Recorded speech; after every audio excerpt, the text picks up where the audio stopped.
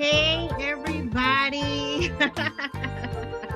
Well, I am Erin Porche, and I want to chat with you about how you can get your inheritance by way of contracts and business deals.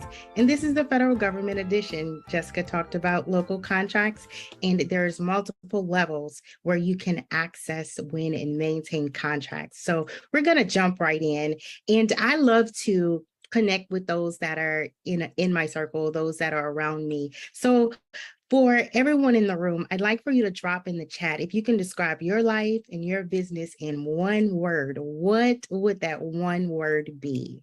If you can describe your life and your business in one word, drop it in the chat. What would that one word be? Blessed, smile, pioneer, joyful. Okay, heart. All right, love, love, love, trailblazers. Okay, fluid, peace. All right, I am loving it. I am loving it. And I'm grateful and pleased to meet every one of you. Fun, yes, fun. Yes, your presentation was fun, Jessica. A giver. All right, all right. I can identify with so much that has been shared. And again, grateful to meet each and every one of you. My name is Erin Porche, and I am a kingdompreneur. I'm a mother, and I love, love, love people. I'm a servant at heart as well, and I've invested over 17 years in the government sector, worked on all levels of government, from the mayor's office to the governor's office to the office of the secretary and the president. So I've made my way around and been able to build healthy relationships on these different levels. And with that, I've been able to connect buyers to the suppliers. I love all things consulting. After my federal service, I created my company and I started consulting. And this is what we do at Global Works Consulting Group. I'm an advocate for life and business mastery. And I love to travel, dance, and I'll try just about anything once. So that's a little about me. And we are action takers, we're game changers, and we're history makers. And I believe that I'm among some of the very same type of people.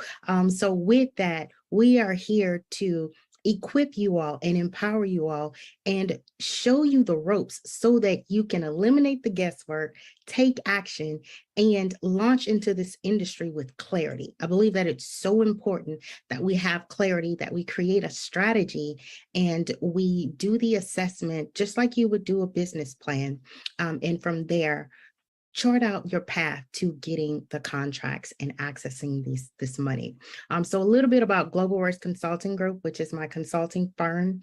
We started back in 2009 and literally started supporting individuals getting a job in the government contract space, resume writing, KSA writing, knowledge, skills, and abilities. They've eliminated that. I believe it's probably one agency that still does KSAs, but it was a big deal, to get that good government job, those benefits, really be able to work in the different environments and on the federal level. So we had a lot of work and was able to successfully help a lot of people penetrate the government space as an employee. And we also did business startup and coaching. And now today, we're private wealth advisors and estate planners, digital transformation advocates, program and project management. And we work with dignitaries and leaders with organizational development, change management globally.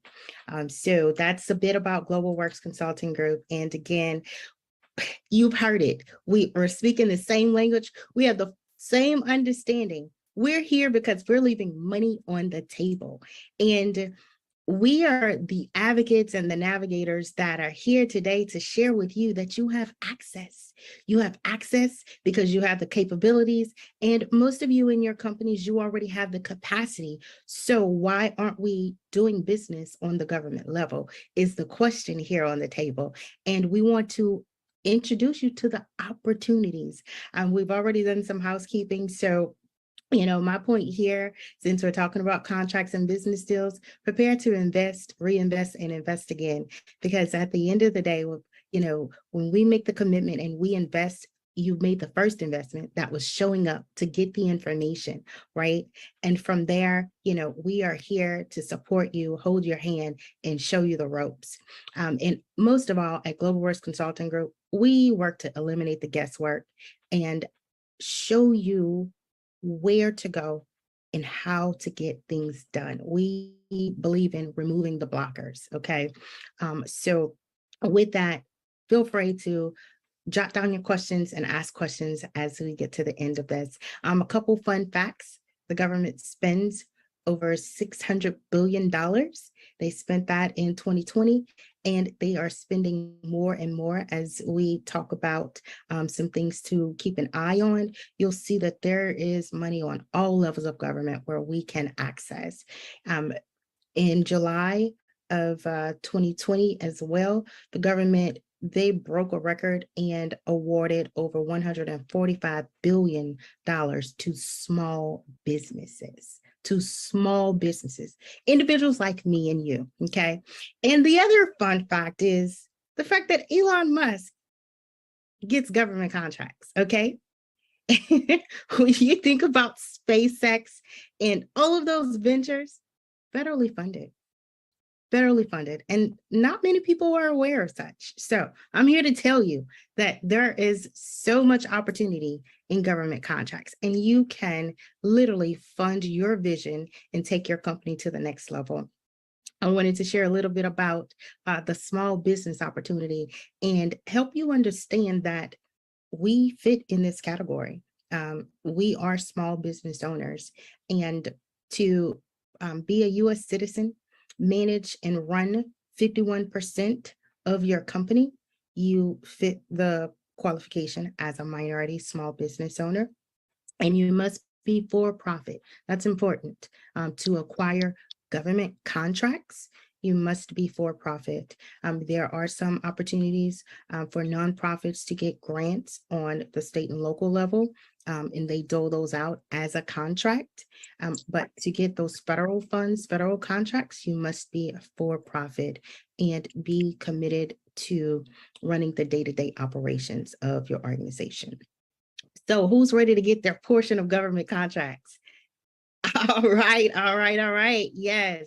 Amazing. All right. So now that we've gotten that out of the way, getting some understanding of the facts, let's jump right in. So a couple discussion points. I'm going to zip through the mindset and jump right into a cool exercise that I believe will help you to eliminate the guesswork, right?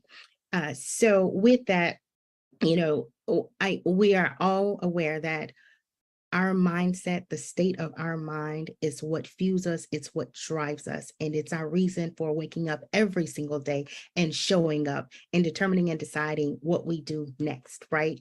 So understanding some of those limitations, those blockers, those barriers with our mindset, we believe in putting that information in front of individuals and having that conversation so that if there was something going on subconsciously that you weren't aware of, you have that aha moment, and then you are able to remove that blocker. So that's why we are highly focused on understanding mindset blockers in life and business. So take a screenshot, you can check that out.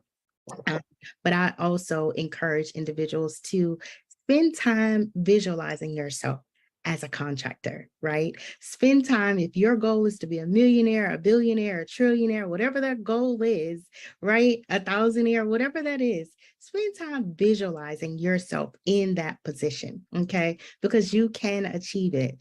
And rolling right into it, I think it's important that we understand what the government buys. And they literally buy everything.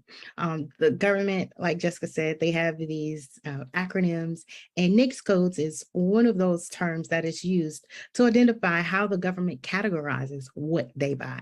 So as you can see, they have everything from agriculture to mining to public administration, food, services, entertainment. They purchase books from authors. Then they'll bring you in to speak. Then they'll bring you in to coach, right? Finance and insurance, transportation, warehouses. The government buys everything, okay? Everything that we offer, everything that we provide, they need it. When you think about all these government agencies that exist, they touch our communities. So everything in between, they need us to come in and to provide our services and solutions because we are those subject matter experts. So here the list continues. You think about landscape designing, interior design, after school care programs, tutoring, SAT prep, graphic design, marketing, bulk mailing. The list continues. The list continues. Now, I know a lot of people like data, a lot of people like numbers. I'm here to provide those too. All right. So here are the top 10 GSA multiple award schedule programs, services that are purchased, right? Clothing and textile. Okay. 289 million. Travel and lodging service. You have a travel agency. You believe that you are in a position to help the government with their travel and their lodging. 550 million. Security and protection. Security and protection industry is growing at rapid pace, okay? Lots and lots of opportunity there, okay? Human capital, 1.2 billion. Again, the list goes on. We want you to connect and see the opportunity here, all right? Services that GSA buys, it continues. If you're in the real estate industry, if you're in housing, the government buys your services. Fleet and automotive, closing services, title services, relocation services. It's all there. Now, when we talk about who in the government are purchasing these services, procuring these services, here's the top 10 agencies that spend the most money with small businesses. All right. We have Department of Agriculture, Department of Interior, Department of Justice, Veteran Affairs, Department of Energy. And everyone should know by now, Department of Health and Human Services, right? Thanks, COVID. Yes, we all know who Health and Human Services is. They're buying services. So many people literally multiplied, tripled their profits due to COVID. Health and Human Services, they needed all hands on deck from supplies, products, services, and the work continues. We have a mental health crisis, we have housing crises. There are services that people need, that the government needs people like me and you to provide because we've done the work, we've studied, we have perfected our skills, and we are the experts that can provide the services and the solutions that touches our communities.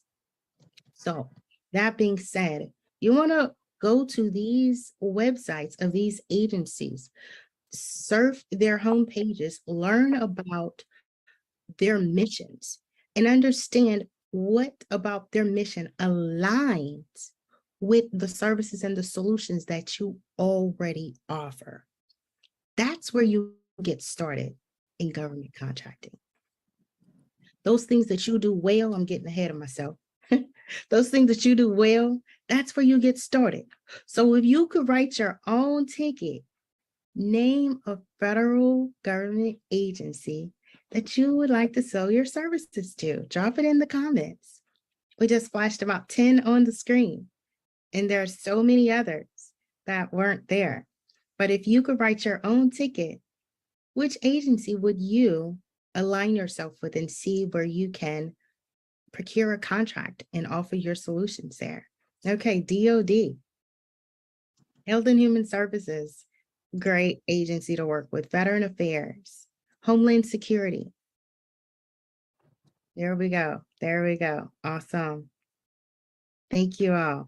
All right. So again, we want to ensure that you all get this information and not only get the information, but are positioned to take action. So we want to help you assess your level of readiness to go to market and get into government contracting. Okay. So we're going to do a quick 2-3 minute exercise where you assess your level of readiness. And with this, you'll literally walk away with an action plan, and you'll know what actions you need to take to position yourself to get closer to the level of readiness and going to market and selling your services to the government. So I'm going to ask that you take out a pen and paper really quickly, if you don't already have it. And we're going to jump right into this Break It Up challenge. For each item where you answer no, you earn $5. All right. So it's a Break It Up challenge, and it's going to be a series of questions. On your paper, you're going to write 1 through 10. And if you answer no, you earn $5. That's the key here. No, you earn money. All right. So some of you will break it up, and then some of you will not. All right. Let's see how it goes. So in this Break It Up challenge, the first question is, can you name one primary service that you've yielded successful results for your clients? If your answer is yes, put yes. If your answer is no, put no. All right. Do you own one professional email address? That's important. Okay. Some may not think so, but I tell you, I'm here to say, invest and get a professional email address if you don't have one. If you don't have one, write no on your sheet. It's okay. We can go to GoDaddy or Google and obtain a professional email address. So number 2, do you have one professional email address? Yes or no? Number 3, do you have a business bank account? These are foundational things that we as business owners want to ensure that we have in place. Do you have a business bank account? Yes or no? Number 4, do you have an accounting system? Number 5, do you have a LinkedIn account or a landing page? LinkedIn, I prefer. Both, I recommend, but one or the other, give or take. Give or take, it's sufficient. LinkedIn account or landing page? Yes or no? How are we doing? All right. I'm powering through this for the sake of time, so forgive me. We'll have another page where we show all the questions. Number 6, do you have a DUNS number? DUNS number, it's still relevant. It's still valid. They're still needed. It's not extinct. We still want to have a DUNS number. We want to build business credit. And some of the systems still require a DUNS number. Do you have a cage code? If you are already registered in the SAM system, then you will have a cage code.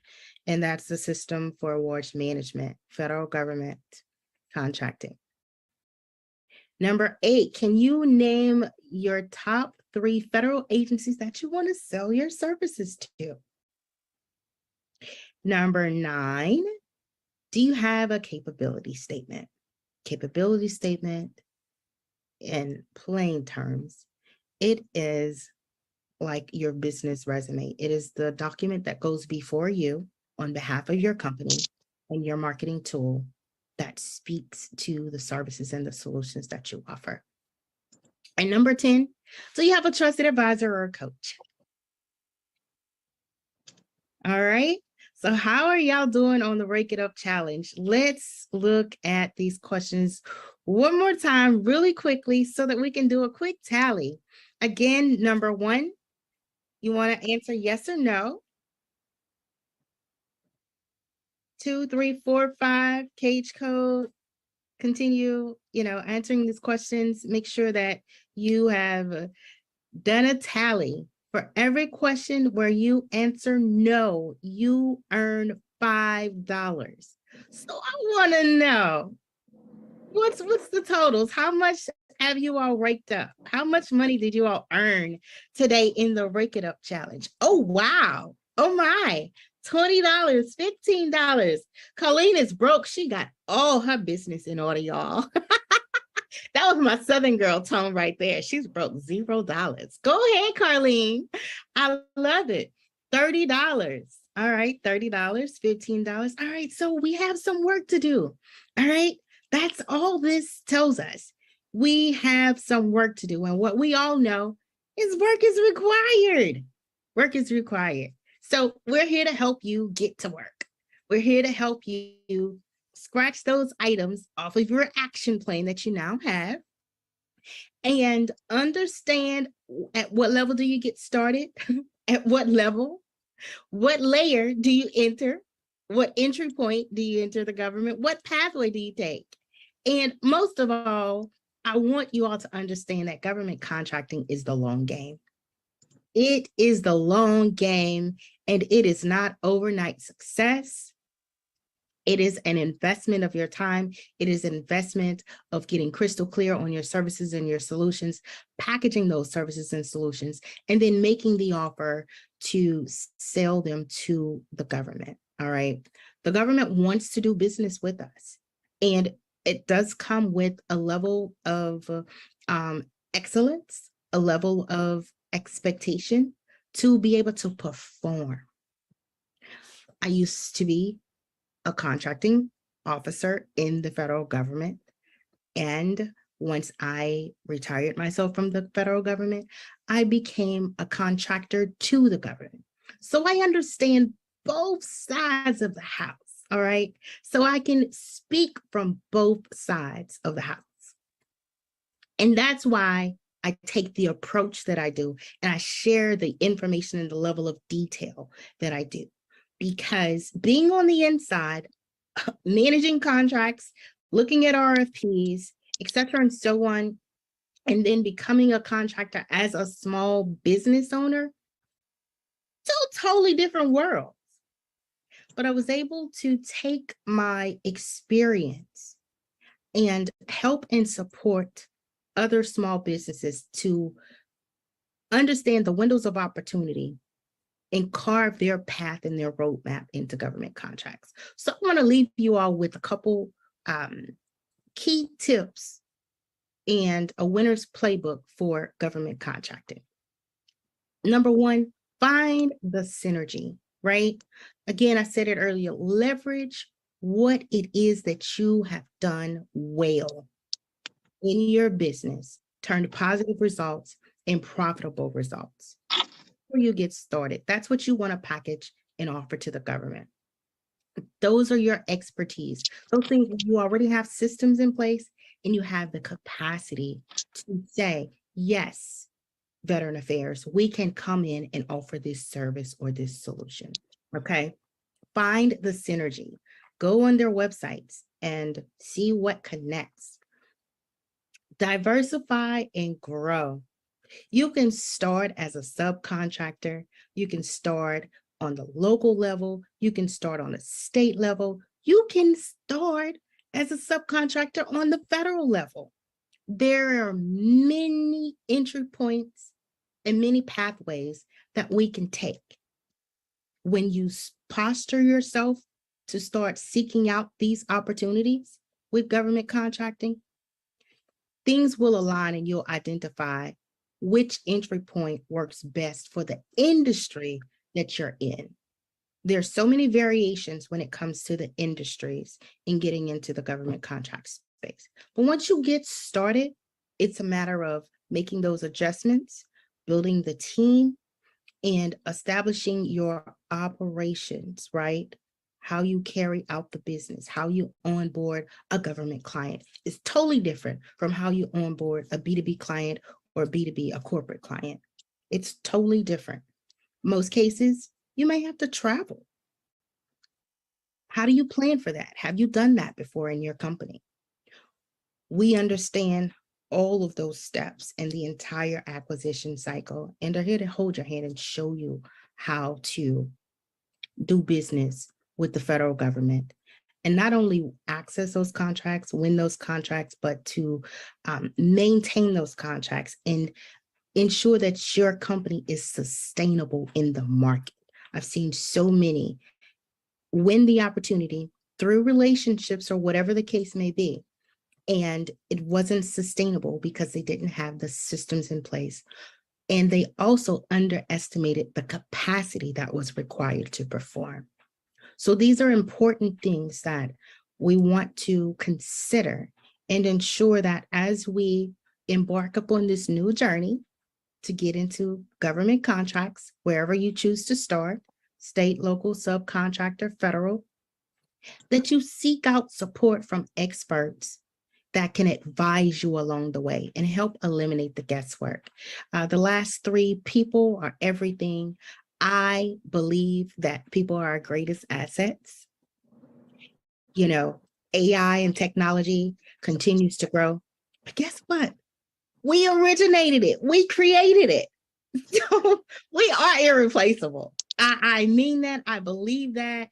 And truly, we are valuable and we are needed. So with that, people are everything. It matters the people that we surround ourselves with and those that we have on our teams. And it's so important to empower your people to be leaders and make decisions on what they can deliver. I believe that is so important. So people are everything. And don't make a bet that you can't afford to lose. Again, we've seen people get into this industry and bottom up, you know, and lose out because they just weren't prepared. So it's important to, while getting the information, get an understanding, ask questions, ask for help. And if you elect to start as a subcontractor, that is a prime place for you to literally be under someone's wing who holds all of the responsibility and accountability to the government, and you can learn under their leadership. So again, consider the options here and play the long game. Government contract is the long game. You know, small wins can really, really fulfill and fund the vision. And there's the state level, the regional level, education, the universities, they're buying our services. The opportunity is there. All right. So we want you all to seize the opportunity and do the research and explore where to get started in government contracting.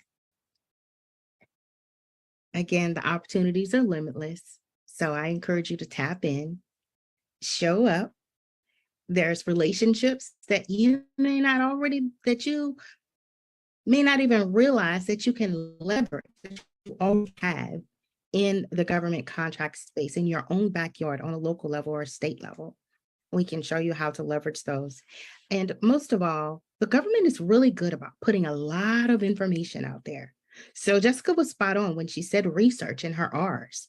You know, the government puts a lot of information out there. They put strategic plans out there. They put their forecasts out there. The budgets are out there. And in just those three alone, it gives us insight and information on the windows of opportunity that connect with what we're already doing. And you can align yourself with those opportunities. I'm going to blitz through this. There are some free local resources that you all can tap into in your own backyard. There's a Women's Business Center, Small Business Development Center. Screenshot this so you can Google and find out the address to the locations in your state. The Chamber of Commerce, they're really great. The Urban League, Small Business Caucuses and Coalitions, you know, the PTECs, check them out. There are services and solutions that they provide. There's free training, and they also offer quite a bit of events that puts you into the environment where they're having the conversations about contracts, right? Where they're having the conversations about who manages the contract, who won the contract, who's the primary contractor, who's a subcontractor. You want to get in the environment and be around the individuals that are in the industry so that you can build those relationships and foster those relationships and be in a position to win. And finally, there's some things we want to keep an eye on. The Small Business Contracting Code is increasing. There's the Infrastructure Investment Act. There's the American CARES Act, the Cybersecurity Maturity Model Certification. More to come on that. Keep watching, stand by. It does matter. And then there's the American Rescue Plan. And there's so many other things to keep an eye on, but these are some opportunities on a federal level, a state level and a local level. The money comes down. It trickles down from the federal government. They disperse it to the states, and the states disperse it to the local city managers and things of that nature. And there's where the opportunities for contracts lie for you. All right. So just want to let you all know that, again, as I mentioned earlier, here to help you all navigate this space as a trusted advisor, help you all connect with the networks and the relationships, the people that are in this space, and ultimately to help you all win. So I encourage you all to get connected. You can take action by visiting my website, erinporche.com. And here is my QR code where you all can get the links to my site. And of course, I am on LinkedIn. And we also have a boot camp coming up where you can learn more information about that at erinporche.com. So thank you all again for having me. Let's get over to question and answer.